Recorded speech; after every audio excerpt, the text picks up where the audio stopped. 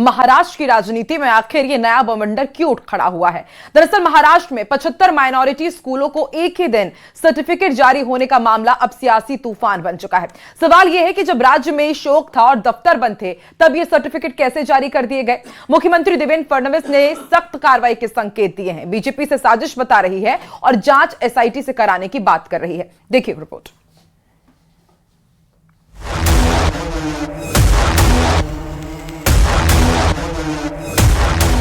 महाराष्ट्र की राजनीति में एक नया बवंडर उठ खड़ा हुआ है। 75 स्कूलों को माइनॉरिटी कमीशन का सर्टिफिकेट जारी करने का बवंडर, वो भी उस वक्त जब महाराष्ट्र में अजित पवार के निधन के बाद 3 दिन के राजकीय शोक का ऐलान किया गया था। खुद राज्य अल्पसंख्यक आयोग के अध्यक्ष प्यारे जिया खान की तरफ से आरोप लगाए गए हैं कि जब सरकारी दफ्तर बंद थे, तब इतनी बड़ी प्रशासनिक प्रक्रिया कैसे पूरी हुई। हमने सेक्शन 10 का भी इनको नोटिस दे रहे कि भाई आपने कैसा एक दिन में 75 स्कूल दिया, और उस समय क्या 3 दिन का राजकीय शोक था, तो उस समय तो ये काम होना ही नहीं था। अगर पहले होता तो ये समझ में आता। तो ये डाउट में इसीलिए है कि सबका एक ही क्वेश्चन है पूरे महाराष्ट्र का कि जब अजीत पवार जी का देहांत हुआ तो आपने उस समय ये कैसी परमिशन दी। राज्य अल्पसंख्यक आयोग के चेयरमैन प्यारे खान आरोप लगाते हैं कि राज्य के लगभग 90% माइनॉरिटी स्कूल कांग्रेस से जुड़े हो सकते हैं। उनका कहना है कि अजित पवार की मौत का फायदा उठाकर कांग्रेस ने जल्दबाजी में सर्टिफिकेट जारी करवाए हों। इस एंगल से भी जांच होनी चाहिए। लिहाजा इसे संगठित अपराध मानते हुए मकोका के तहत कार्रवाई की मांग हो रही है। क्या कांग्रेस के इसमें कुछ हाथ हो सकता है? इस एंगल में भी जांच होगी। देखिए, लोग तो सारे उन्हीं के हैं, लोग हमारे कहाँ हैं, लोग तो उन्हीं के हैं। तो देखना ही है कि अभी जितने भी बोगस स्कूल रहेंगे हम उसको बंद करवाएंगे और उनको जेल में डालने का काम करेंगे। यानी कि जो कांग्रेस का भी हाथ हो सकता है ये फर्जी सिग्नेचर करने की जो सर्टिफिकेट, इस एंगल में भी जांच होगी। बिल्कुल, सभी एंगल से जांच होगी। इस बीच प्रशासनिक स्तर पर जांच तेज हो गई है। महाराष्ट्र अल्पसंख्यक विभाग के डिप्टी सेक्रेटरी मिलिंद शेनॉय का तबादला कर दिया गया है। मुख्यमंत्री देवेंद्र फडणवीस ने साफ कहा है कि जिसने भी गड़बड़ी की है उसके खिलाफ कड़ी कार्रवाई होगी और एसआईटी गठित कर पूरे मामले की जांच कराई जाएगी।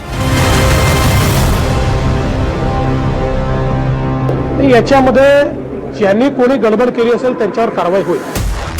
75 सर्टिफिकेट, शोक के बीच जारी आदेश और अब सियासी आरोप प्रत्यारोप। महाराष्ट्र का यह मामला सिर्फ प्रशासनिक चूक है या राजनीतिक साजिश, इसका फैसला जांच के बाद होगा। किसी एक व्यक्ति को बोलना ठीक नहीं। इसमें हो सकता है कि शिक्षण अधिकारी भी हो, इसमें हो सकता है कि संस्था के संचालक भी हो, इसमें हो सकता है कि मंत्रालय के भी लोग हो। तो अभी बिना देखे बोलना वो ठीक नहीं। फिलहाल एसआईटी की जांच और संभावित कानूनी कार्रवाई पर सबकी नजर है।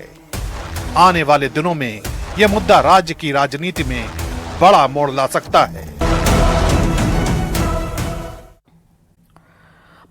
दिल्ली में आयोजित एआई इंपैक्ट समिट में एक रोबोटिक डॉग विवाद की वजह बन गया है। नोएडा की गलगोटिया यूनिवर्सिटी पर दरअसल ये आरोप लग रहा है कि उसने चीन की कंपनी का रोबोटिक डॉग अपना बताकर शोकेस कर दिया है, जिसके बाद सोशल मीडिया पर गलगोटिया यूनिवर्सिटी जमकर ट्रोल हो रही है। क्या है सच्चाई, रिपोर्ट देखिए।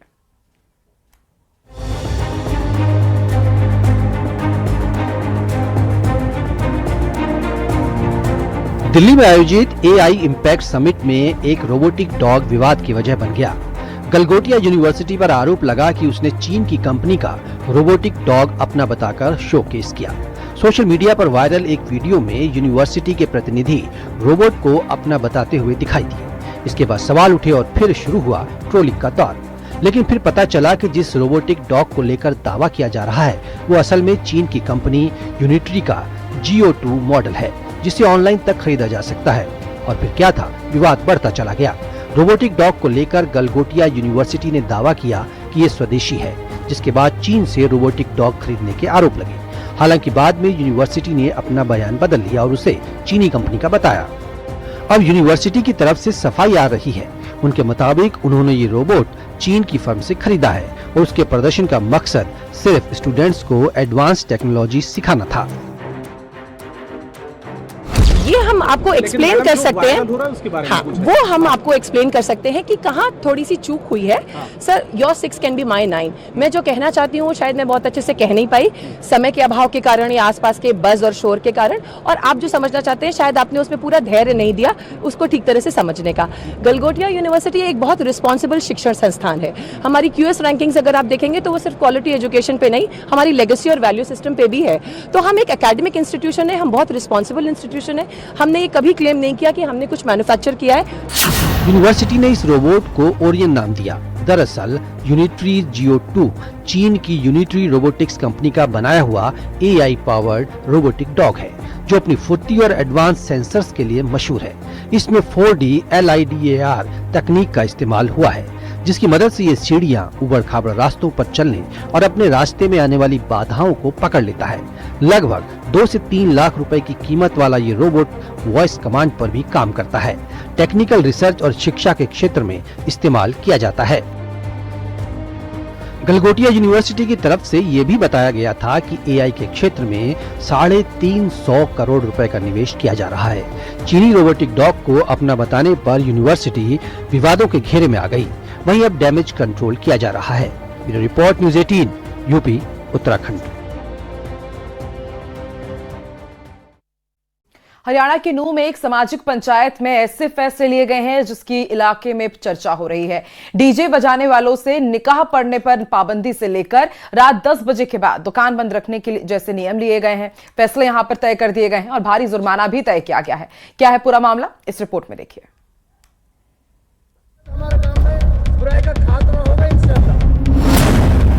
नूह में गंगवानी पंचायत का बड़ा फैसला। वहाँ के उलेमाओं ने और हमारे बड़ों ने जो वहाँ पर फैसला किया था, डीजे बजाने वालों का निकाह नहीं पढ़ाएंगे इमाम।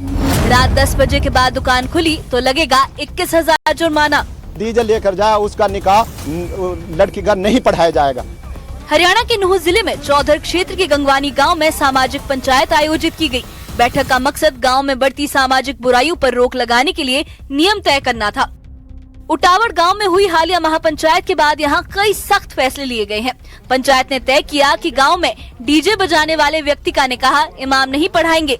नियम तोड़ने पर 51,000 रुपए का जुर्माना भी लगाया जाएगा। डीजे बजाने वाले का निकाह नहीं, नियम तोड़ने पर 51,000 रुपए जुर्माना। इसके अलावा रात 10 बजे के बाद दुकान खुली मिलने पर 21,000 रुपए जुर्माना लगाया जाएगा। नशे में पकड़े जाने पर 11,000 रुपए जुर्माना और पुलिस को सौंपने का फैसला भी किया गया है। जुआ खिलाने या खेलने वाले बाहरी व्यक्ति पर 51,000 रुपए का जुर्माना तय किया गया है। साइबर अपराध में शामिल व्यक्ति को सीधे पुलिस के हवाले किया जाएगा।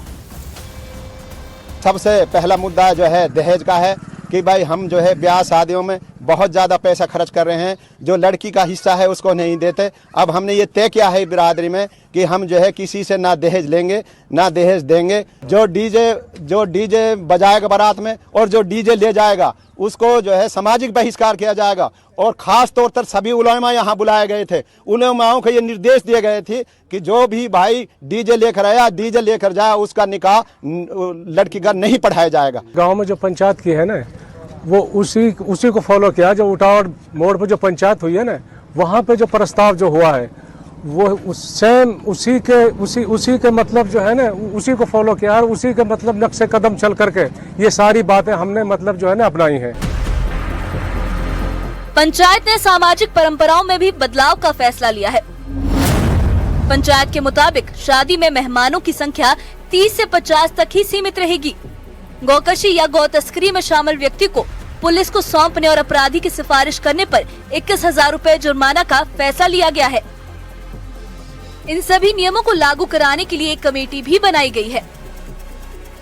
हमारे वहाँ उटावड़ मोड़ पर पंचायत हुई थी, वहाँ के उलेमाओं ने और हमारे बड़ों ने जो वहाँ पर फैसला किया था उसी फैसले को हमारे चौधर के गांव गंगवानी ने दोहराया है। ग्रामीणों का कहना है कि इन फैसलों का मकसद गांव में अनुशासन और बेहतर सामाजिक माहौल बनाए रखना है। और जयपुर से इसी बीच बड़ी खबर मिल रही है। जेजेएम घोटाले में आरोपियों की कोर्ट में पेशी की गई है और कोर्ट ने सभी को 3 दिन के रिमांड पर भेज दिया है। एसीबी ने आरोपियों के लिए दरअसल 5 दिन का रिमांड मांगा था, लेकिन कोर्ट की तरफ से 3 दिन की रिमांड मिली है।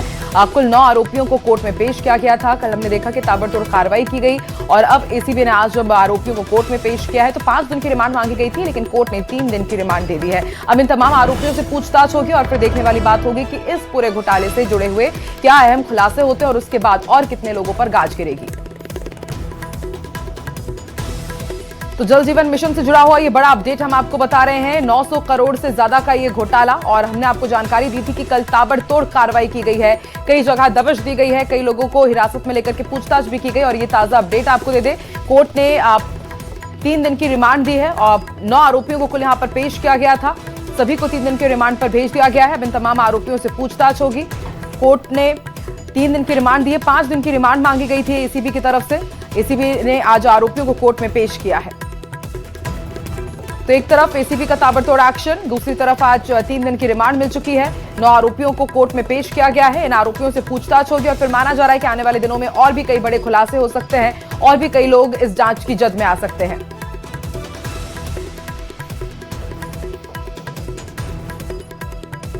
तो राजस्थान के अलग अलग हिस्सों के साथ देश के अलग अलग राज्यों में कल छापेमार कार्रवाई की गई, कई ठिकानों पर दबिश दी गई। कल ही हमने आपको जानकारी दी थी सूत्रों के हवाले से कि कई लोगों को हिरासत में लिया गया है, पूछताछ की गई है और 9 आरोपियों को कोर्ट में पेश किया गया है। 5 दिन की रिमांड मांगी गई थी एसीबी की तरफ से, लेकिन कोर्ट ने 3 दिन की रिमांड दी है।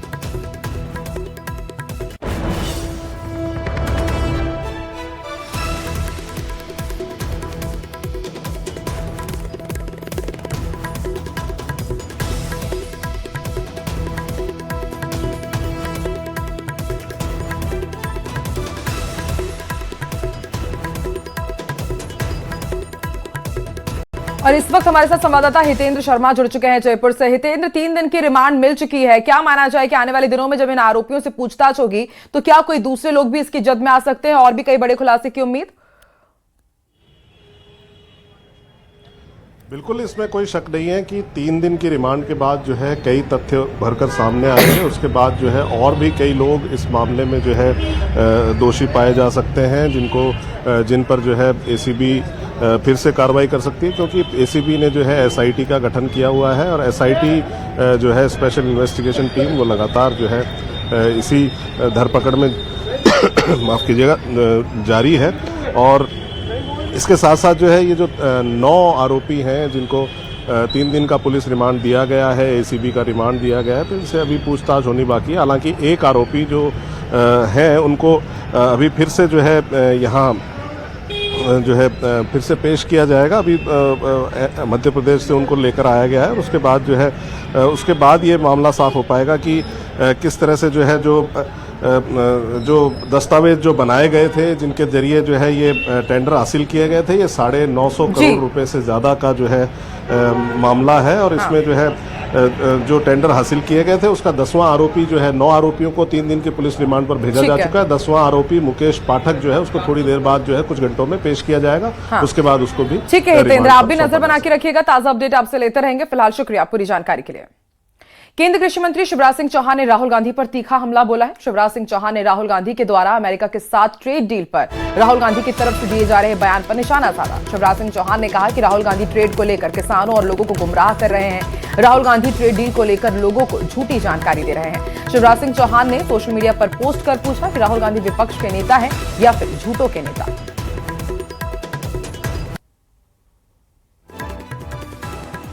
तो ट्रेड डील पर दिए बयान पर निशाना साधा गया है। केंद्रीय कृषि मंत्री शिवराज सिंह चौहान ने सोशल मीडिया पर बाकायदा पोस्ट किया और लिखा कि Rahul ji leader of opposition है या फिर लीडर ऑफ लायर्स है। राहुल गांधी लगातार ट्रेड डील को लेकर के झूठ बोल रहे हैं। इस तरह से निशाना साधा गया है केंद्रीय कृषि मंत्री शिवराज सिंह चौहान की तरफ से। और यह भी कहा है कि लोगों को बरगलाने की, झूठ फैलाने की कोशिश की जा रही है, भ्रम की स्थिति पैदा कर रहे हैं किसानों के बीच भी और आम जनता के बीच भी।